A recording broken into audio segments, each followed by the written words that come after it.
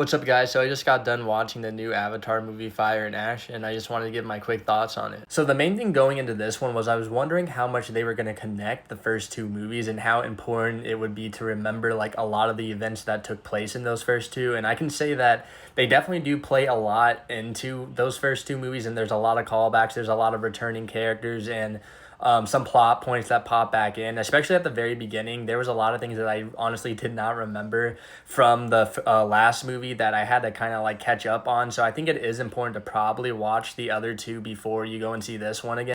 But other than that, I mean, it's an Avatar movie. There's great visuals. It's James Cameron. There's always going to be great visuals in his movies.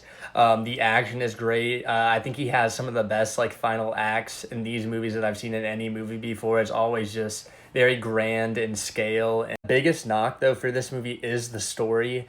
I think they tread a lot of the same water that they did in the last movie, where it's a lot of people getting captured and then saved and then captured and then saved. Just how it kind of ended, especially, I felt it was a little bit underwhelming for some of the character arcs and how they ended. And I will say, a standout though are the villains in this film. I think the leader of the Fire Clan in this one is pretty cool. I think she adds an interesting dynamic with Quaritch as like the other big bad in this trilogy, and they're a pretty like formidable duo. And I will say, I think Quaritch is one of the main thing that does carry these movies. I think he's a really good villain. I think he's good in all three films, and I think he might be the best and most entertaining character in this movie. I feel like honestly they could have probably found a way to kind of smush this film and Way of Water into like one full movie. I think they could have, definitely taken out a lot of scenes that kind of slowed down both those movies. I think there's no need for these movies to be over 3 hours long, and I think it's a little unnecessary. And I will say, the thing that brings this movie down is Spider, played by Jack Champion.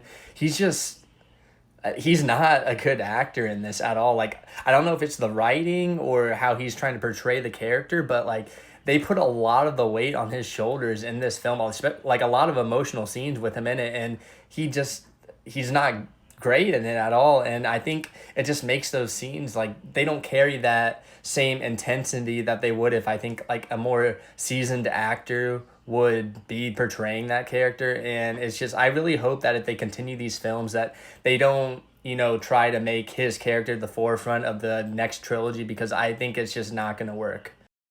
But yeah, I think it's still a very entertaining movie. I give it like a solid 7 out of 10. It's not my favorite, but yeah, I mean, if you like good visuals and you like James Cameron, I think you'll have a good time with this one.